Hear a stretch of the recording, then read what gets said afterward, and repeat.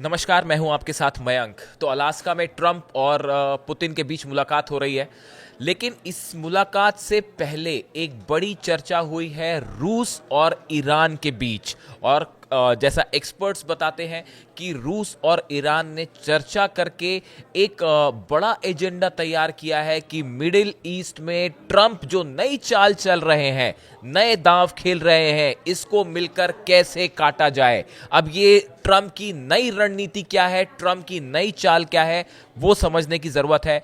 देखिए, ट्रंप ने हाल ही में आर्मेनिया और अजरबैजान के बीच एक डील करवाई और एक ट्रंप कॉरिडोर की चर्चा हो रही है जो इस रास्ते से होकर गुजरेगा, जिसका ईरान और रूस दोनों ने जबरदस्त विरोध किया है। और पुतिन और ट्रंप की मुलाकात के पहले आपस में ईरान और रूस ने एक बड़ी चर्चा की है कि अमेरिका के इस क्षेत्र में बढ़ते प्रभाव को मिलकर कैसे कम किया जाए। अब देखिए, ये पूरा मामला कैसे जुड़ा हुआ है और ट्रंप क्या नई चाल चलना चाह रहे हैं, अमेरिका की क्या प्लानिंग है इस पूरे इलाके को लेकर, और इससे ईरान और रूस को क्या नुकसान हो सकता है और दोनों मिलकर कैसे इसको काउंटर करेंगे, ये समझने की जरूरत है। देखिए, अमेरिका और तुर्की ये दोनों चाह रहे हैं कि कॉकेकस जो एरिया ये कहलाता है, इस क्षेत्र में लंबे समय से एक कॉरिडोर बनाना चाहते हैं जिसके जरिए वो ईरान को बाईपास कर सकें।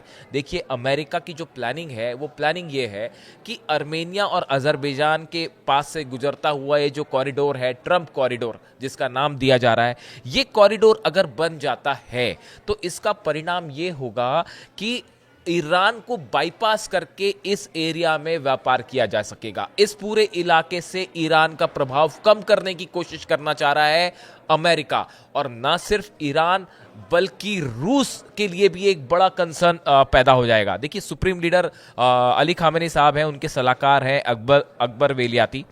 इन्होंने का कहना ऐसा है कि ये जो नए कॉरिडोर की बात अमेरिका कर रहा है, ये एक साजिश है और जिसके लागू होने से दक्षिण कॉकेकस की सुरक्षा खतरे में पड़ जाएगी।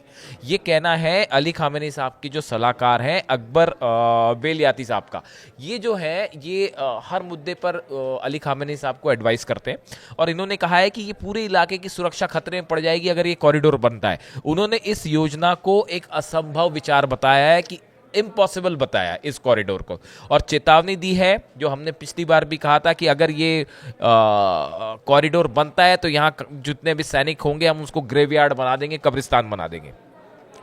अब देखिए, ये आखिर ईरान ये समझने की ज़रूरत है कि ये ईरान जो है वो क्यों नहीं चाहता, ईरान के इंटरेस्ट को कैसे नुकसान होगा इस पूरे इलाके से, ये इस पहले तो इसको समझने की ज़रूरत है। देखिए, ईरान का कहना ऐसा है कि इस कॉरिडोर से अमेरिका और नाटो की फोर्सेस जो हैं वो उत्तरी सीमाओं तक पहुंच जाएंगी, जो कि ईरान की सुरक्षा को एक बड़ा खतरा हो सकता है।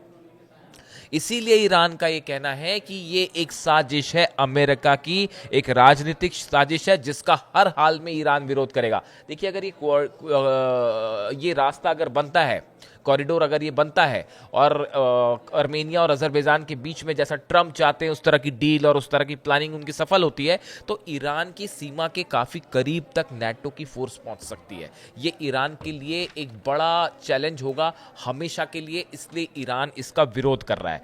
और दूसरी जो बात समझने की ज़रूरत है कि देखिए, ईरान ट्रांस कॉकेशियन में प्रस्तावित जांगेजुर कॉरिडोर के खिलाफ इसलिए है क्योंकि वह उसके भू राजनीतिक, रणनीतिक और आर्थिक हितों के लिए खतरा पैदा करता है। अमेरिका का जो ये कॉरिडोर है, इससे बनने से उसका सीधा आर्मेनिया से संपर्क टूट सकता है जो उसका महत्वपूर्ण सहयोगी है। आर्मेनिया के साथ जो सीधा कांटेक्ट है ईरान का, वो टूट जाएगा अगर ये कॉरिडोर बनता है। तो यह ईरान की क्षेत्रीय पहुंच को कमजोर करेगा, साथ ही हाल के समय में अजरबैजान और नक्शीवान के बीच व्यापार और आवागमन के लिए ईरान का क्षेत्र एक महत्वपूर्ण मार्ग है। कॉरिडोर बनने से यह रास्ता बाईपास हो जाएगा। देखिए, अभी ईरान जो ट्रेड कर रहा है, अगर ये ट्रंप कॉरिडोर बनता है तो ये ईरान का जो एरिया है, रूट है, इसको बाईपास कर जाएगा, जो कि ईरान के इंटरेस्ट के लिए एक बड़ा नुकसान होगा, इकोनॉमिक इंटरेस्ट के लिए। तो ये जो अमेरिका की नई प्लानिंग है ईरान को काउंटर करने की, ये ईरान और खामेनी साहब अच्छी तरह से समझ चुके हैं। अब आप देखिए कि रूस ने इस बारे में क्या कहा है।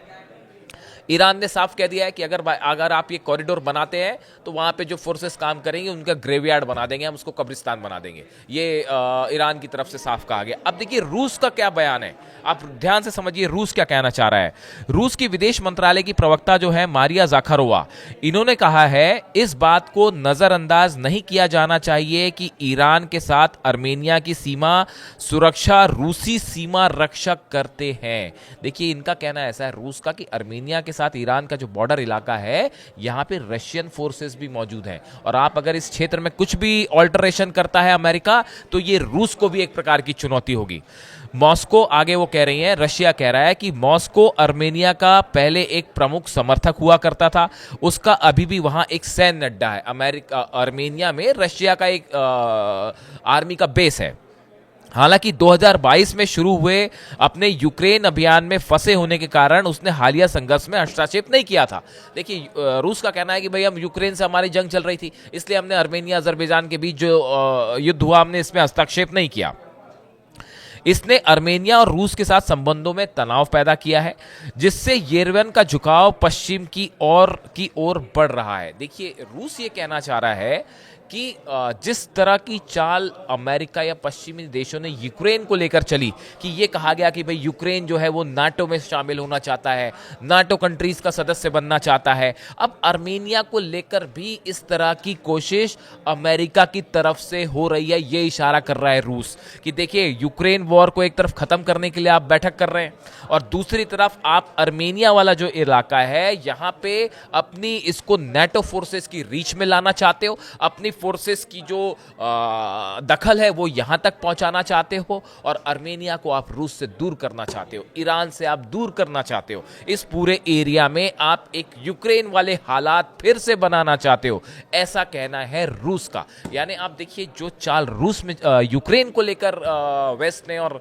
अमेरिका ने चली, इस तरह का कुछ एक्सपर्ट्स कह रहे हैं, अब वही प्लानिंग हो रही है अर्मेनिया और अजरबैजान को लेकर, और इसीलिए ईरान और रूस दोनों मिलकर इस कॉरिडोर के खिलाफ है। बताया जाता है कि न सिर्फ इस मुद्दे पर बल्कि न्यूक्लियर डील को लेकर भी क्या ट्रंप और पुतिन के, मान लीजिए अगर ट्रंप और पुतिन में मुलाकात होती है और उस दौरान यह मुद्दा उठ जाता है कि ईरान की न्यूक्लियर डील का क्या किया जाए, क्योंकि देखिए सीधा तो कुछ नहीं हो पाया, हमला करके तो आप रोक नहीं पाए ईरान का परमाणु कार्यक्रम, बल्कि वॉर रैपिड फायर स्पीड से बढ़ रहा है और बेहद करीब है परमाणु बम बनाने के।